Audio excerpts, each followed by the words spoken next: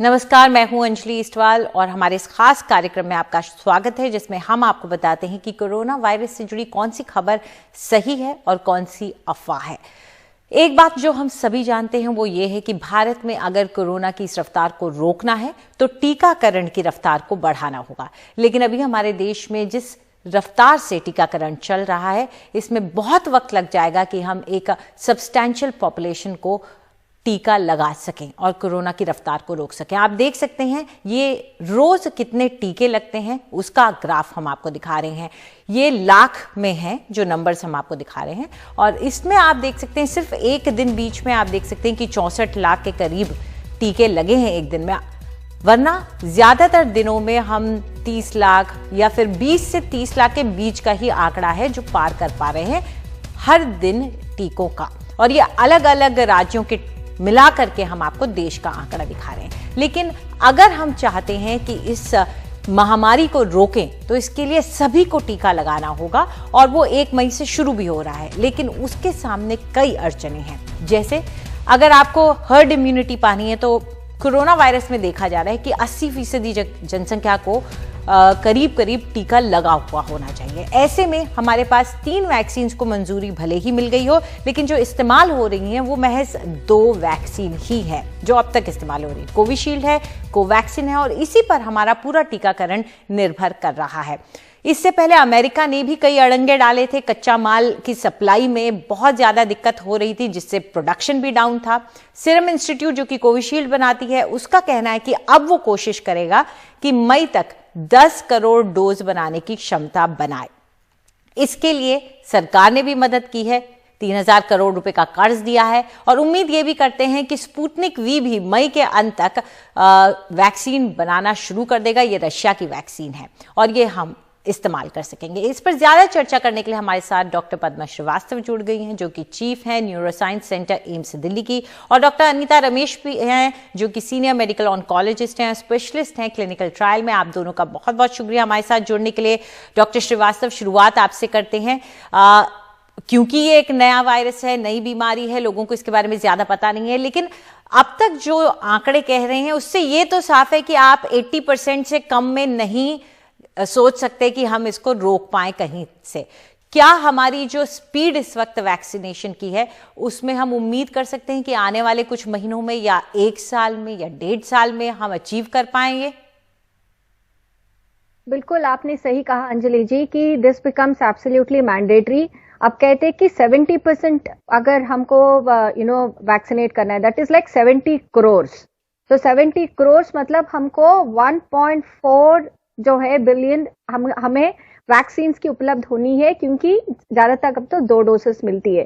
तो अगर वो देखा गया कि पहले हमारा जब वैक्सीन रोल आउट हुआ तो वैक्सीन हेसिटेंसी था, अब वैक्सीन रोल आउट में वैक्सीन शॉर्टेजेस है, तो दोनों में प्रॉब्लम्स है ही है। और रोल आउट में हम अब अगर सारा adult leaving pregnancy and lactating अगर उसका भी आ जाता है, चिल्ड्रन का भी बाकी में आ जाएगा, अगर 70% एडल्ट का भी देखें तो हमको ये इतना सारा वैक्सीन की इंपॉर्टेंस है कि हमारे पास होनी है। तो आपने सही कहा कि रोल आउट कैसी होने, तो it is basically a very big balance की time as well as optimal vaccination. मई 1 से जब ये रोल आउट होगा, ये तो हो सकता है कि भीड़ भी आ जाए, और भीड़ भी आ जाने पे अभी ये पार्शियल लॉकडाउन है एंड हमारे पास ये break the chain of transmission में हमें भीड़ नहीं चाहिए। तो दूसरी चीज है कि जो बुजुर्ग है जिनको अभी भी लगनी है, और ये जो 18 साल की उम्र के बाद भी लोगों का जो कोमॉर्बिड है, जैसे कैंसर की मरीज है कि बहुत सारे यंग डायबिटिक्स भी है और बाकी प्रॉब्लम से इम्यून सप्रेस्ड भी है, ये लोग भी बाहर आएंगे। अगर ये भीड़ में रहेंगे तो उनको भी संपर्क होगा। तो इनके जो ऑप्टिमल रोल आउट में कुछ जैसे ये पहले ही टाइम ले, जहां पे वक्त ऐसे ले कि ज्यादा भीड़ ना हो, वहां जाके कराए। बहुत सारे हमारे पास ऑलरेडी फोन सारे की क्या हम लगा सकते हैं, इस भीड़ में जा सकते हैं, तो ये प्रॉब्लम्स भी आएगा। बिसाइड्स वैक्सीन अवेलेबिलिटी, ये जब रोल आउट होगा यानी ये भीड़ भड़का उसमें भी ना हो, तो मई 1 से पता चलेगा कि ट्रू पिक्चर क्या होगा जब ये वैक्सीन रोल आउट शुरू होगा।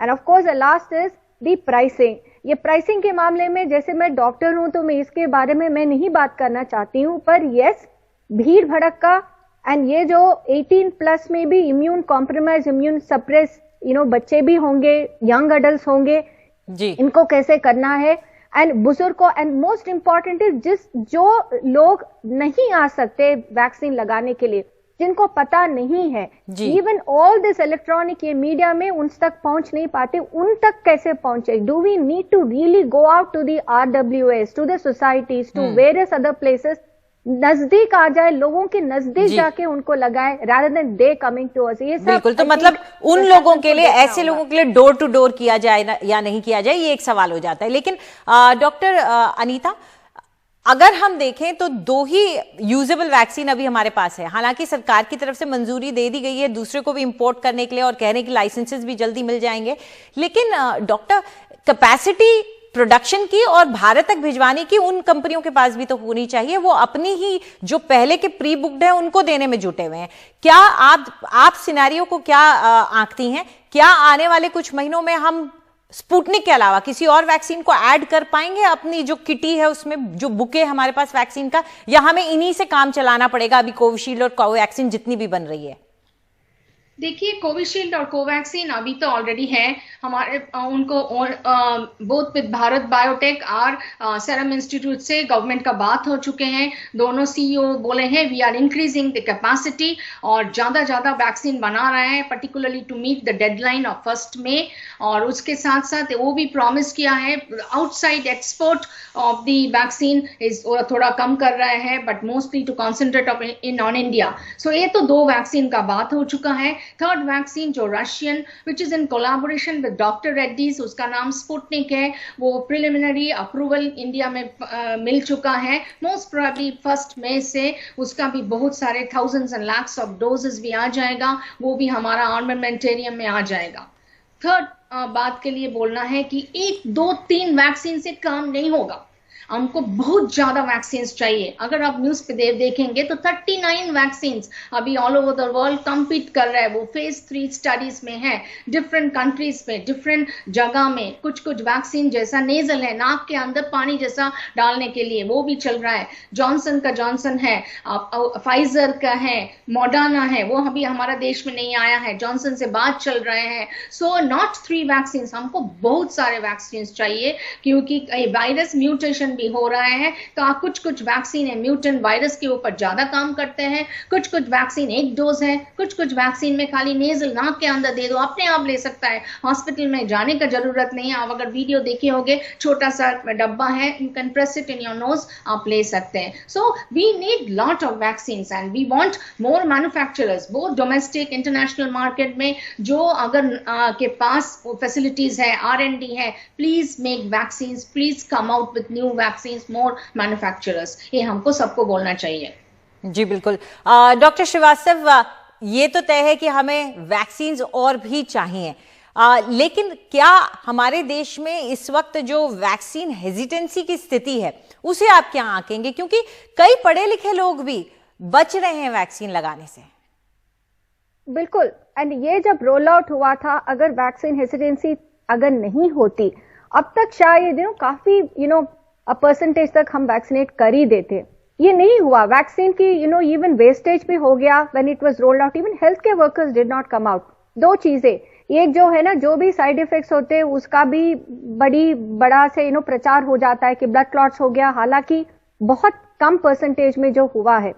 Now the other thing is, अभी भी in fact since morning I fielded about 20 different calls. लोग कह रहे थे कि हम ब्लड थिनर्स पे हैं, हम क्या वैक्सीन ले सकते हैं, हम ये एंटीकोगुलेंट से क्या ले सकते हैं, और इसके बारे में जो संदेश है, जो whatever are the myths and misconception, भ्रांतियां हैं, तो दी सेंसिबल जर्नलिज्म जैसे आप लोग कर रहे हैं, and really very thankful to you all.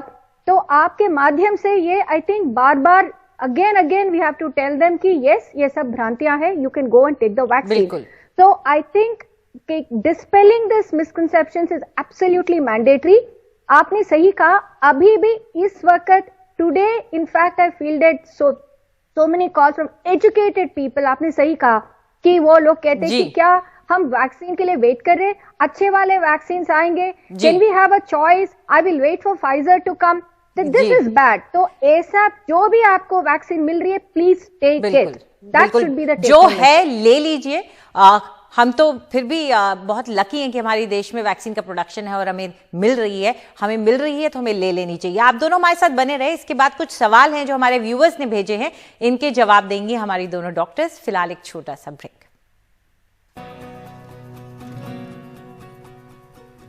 आप सबका एक बार फिर से स्वागत है। अब आपके भेजे हुए सवालों के जवाब दे रहे हैं हमारे डॉक्टर्स। पहला सवाल कृतिका ने भेजा है देहरादून से। डॉक्टर अनीता, सुन लीजिए पहला सवाल। मैं देहरादून से कृतिका भूंगड़ा बोल रही हूँ। मेरा सवाल यह है कि कुछ लोग कहते हैं कि घर वापस आकर भाप लेनी चाहिए, इससे कोरोना वायरस निष्क्रिय हो जाता है। डॉक्टर साहब, क्या ये बात सही है?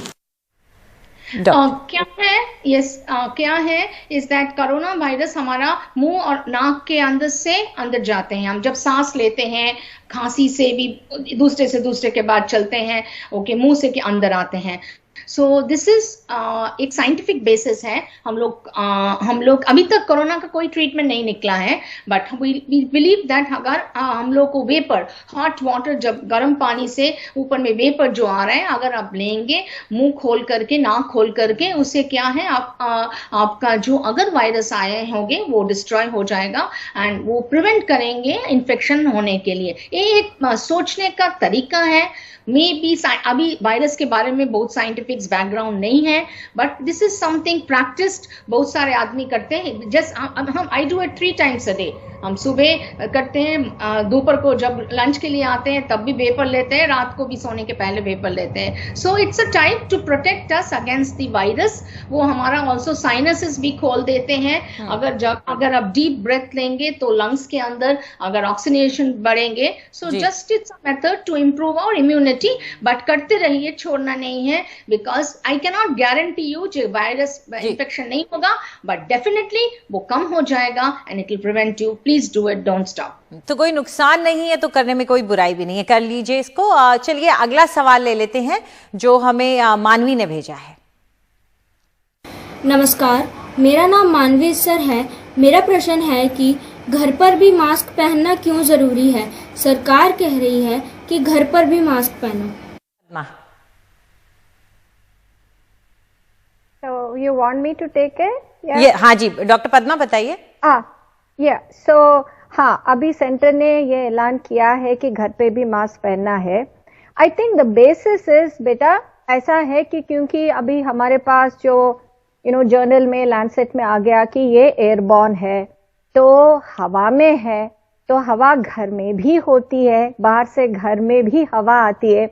और इम्पॉर्टेंट ये है कि ये जो सेकंड स्टेटमेंट है ना, लोगों को मत बुलाइए। जैसे दोस्त को बुला लिया, नजदीक रिश्तेदार को बुला लिया, कभी कभार एक डिनर हो जाए, ये सब ना करे।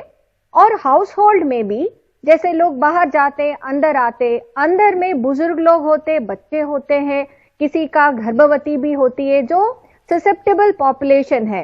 अगर हम कोई इन्फेक्शन लाए, उनको ना लगे, इसलिए मास्क। बट ये जब आप इकट्ठा बैठ के आप खाना खा रहे, ऐसे कर रहे, थोड़ा सा बहुत नजदीक ना बैठे, और नजदीक बैठ के कुछ बात कर रहे तो मास्क पहन ले। ये नहीं है कि अगर आप अकेले कमरे में हो तभी मास्क पहनना है, ऐसा नहीं। तो अहम यह है कि अगर आप घर के बाहर जा रहे हैं काम करने, तो आपको ख्याल रखना होगा आप वायरस अंदर न आए। इसके लिए फिर आपको मास्क पहनना पड़े या सबसे अलग रहना पड़े, इस बात का ख्याल रखें। चलिए, आप दोनों हमारे साथ जुड़ी, उसके लिए बहुत बहुत शुक्रिया आपका। जाते जाते हम अपने दर्शकों को एक कुछ ग्राफ दिखाने की कोशिश कर रहे हैं, क्योंकि हमारा मानना अब यह है कि ये जो नंबर बढ़ रहे हैं उसमें बंगाल और उत्तर प्रदेश अब भारत की चिंता बढ़ाने वाले हैं। क्यों? ये 2 ग्राफ्स हम आपको दिखा रहे हैं और देख सकते हैं कितनी तेजी से इन दोनों राज्यों में ग्राफ ऊपर गया है। तो यहां दोनों ही राज्यों में क्या चुनाव इस कोरोना की जो कर्व है उसको रफ्तार दे रहा है, ये बड़ा सवाल बन जाता है। और अगर आप अभी देखें तो वेस्ट बंगाल में अभी एक दिन में करीब 16,000 मामले आ रहे हैं और उत्तर प्रदेश में एक दिन में 34,000 तक मामले आ रहे हैं रोज के। और अगर इस रफ्तार पर रोक नहीं लगी तो ये लगातार बढ़ता ही रहेगा। ऐसे में इन दोनों राज्यों में बहुत जरूरी हो जाता है कि सख्त कड़ी पाबंदियां लगाई जाएं, जैसे कि महाराष्ट्र में लगाई गई थी, तभी जाकर के इस कर्व को आप रोक पाएंगे। वरना आज तो महाराष्ट्र का कर्व भले ही धीमा हो गया हो, लेकिन ये 2 राज्य आगे जाके भारत की कर्व को रफ्तार देते रहेंगे और भारत का सेकेंड वेव बढ़ता रहेगा। इन 2 राज्यों पर चिंता भारत की बढ़ती रहेगी। फिलहाल हमारे इस कार्यक्रम में इतना ही, लेकिन जाते जाते आपको याद दिला दें, अगर आप अपने घर के बाहर जा रहे हैं, दफ्तर में बैठते हैं, अंदर कमरे में रहते हैं, तो आप 2 मास्क जरूर लगाएं। डबल मास्किंग ही एक तरीका है जिससे आप अपने आप को कोरोना वायरस से बचा सकते हैं। फिलहाल हमारे इस कार्यक्रम में इतना ही। नमस्कार।